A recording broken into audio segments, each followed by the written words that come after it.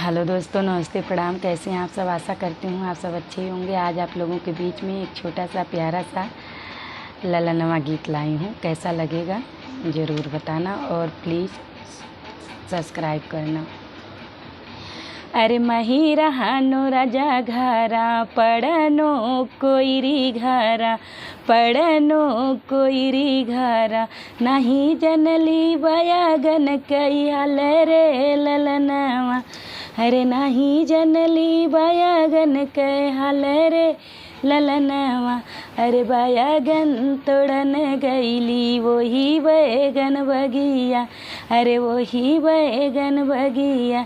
अरे अंगुली में धसी गई न कांटा रे ललनवा। अरे अंगुली में धसी गई न कांटा रे ललनवा।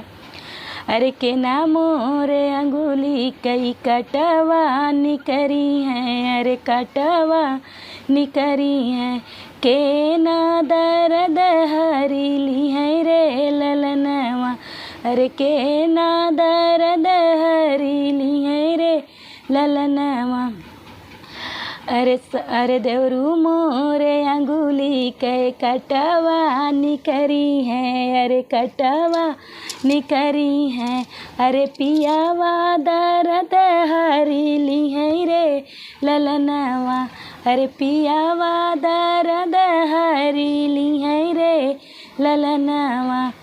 अरे मही रहनो राजा घरा पड़नो कोईरी घरा पड़नो कोईरी घरा नहीं जानो बयागन कई हाल रे ललनवा। अरे नहीं जानो बयागन के हाल रे ललनवा।